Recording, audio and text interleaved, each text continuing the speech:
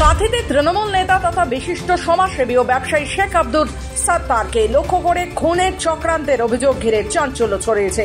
ঘটনার জেরে রাজনৈতিক উত্তেজনাও তুঙ্গে। সূত্রে খবর, রায়পুর পঞ্চায়েত এলাকায় সন্দেহভাজন দুই দুষ্কৃতীকে হাতে নাতে ধরে ফেলে স্থানীয়রা।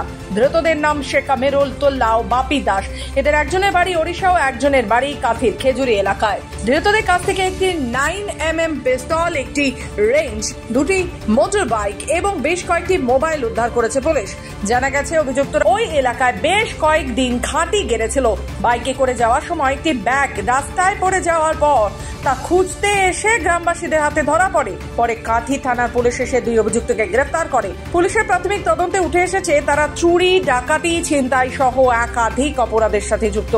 এমনকি কাঁথি থানার 7 মাইল এলাকায় সাম্প্রতিক এক চুরিতেও তাদের জড়িত থাকার সম্ভাবনা রয়েছে। তবে শেখ আব্দুল সাত্তারের ওপর হামলার ছক ছিল কিনা তা নিয়ে তদন্ত শুরু করেছে পুলিশ। স্থানীয় তৃণমূল কর্মীদের একাংশ বিজেপির দিকে অভিযোগের আঙ্গুল তুলেছে, কারণ ঘটনাস্থল থেকে কিছুটা দূরে রয়েছে শুভেন্দু অধিকারীর বাড়ি ও বিজেপির জেলা কার্যালয়। সব মিলিয়ে এই ঘটনাকে ঘিরে রাজনৈতিক উত্তেজনা বাড়ছে। আমি কাঁথিতে ছিলাম, ঠিক 8টার 15 দিকে আমার গ্রামের থেকে কয়েকজন ফোন করে ওরা সন্দেহ করে দুজনকে। আমি সঙ্গে সঙ্গে গেলাম, গিয়ে ওদের ধরলাম। গ্রামের আমার বাড়ির সাইডে পাশে ধরার পর আমরা থানায় আমি জানাই। ওদের কাছ থেকে যা শুনেছি, পিস্তল পাওয়া গেছে, 6-7টা মোবাইল, 2টো মোটরসাইকেল। আমার এখন বুঝতে পারছি না কি ঘটনা, নিশ্চয়ই পুলিশ তদন্ত করলে ওটা জানা যাবে। সমস্যা বলতে এখানে দীর্ঘদিন ধরে একটা ছেলে থাকতো, মানে এখানে আত্মীয়তার বাড়ি।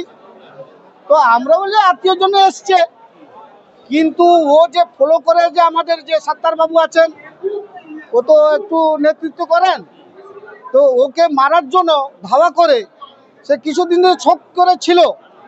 তো হঠাৎ একদিন কি করেছে, সন্ধ্যাবেলা আজকে পিস্তলের ব্যাগটা পড়ে যায়, তার পড়ে যায় রাস্তায়।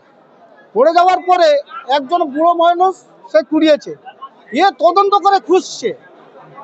আমাদের স্যার যে সাত্তার বাবু, সে তো সন্ধ্যাবেলা বেরিয়ে যায় বাড়ি থেকে, সেই সন্ধ্যাবেলা তাকে ধাওয়া করেছে। পিস্তলটা যখন পড়ে যায়, বাইকে কিন্তু তার দুজন ছিল। তো ধাওয়া করার পরে সাত্তার বাবু তো বেরিয়ে চলে গেলেন, কিন্তু ওদের যে পিস্তলটা রাস্তায় পড়ে যায়। এটা দুঃখজনক, আমাদের গ্রামে এরকম নেই। একটা ব্যাগ থেকে পিস্তল বের করা খুব সাংঘাতিক ব্যাপার, এবং এ অপরিচিত ব্যক্তি। আমাদের জানি যে আমাদের এখানে তৃণমূলে একটা বড় লিডার সাত্তার সাহেব আছেন, এবং তার বাড়ির আশেপাশে ঘোরাফেরা করা খুবই সিরিয়াস ব্যাপার। এটাকে আমরা খারাপ চোখে নিচ্ছি, এবং এর উপযুক্ত ব্যবস্থা যেন সরকার পক্ষ করে, এর জন্য আমরা আর্জি জানাচ্ছি।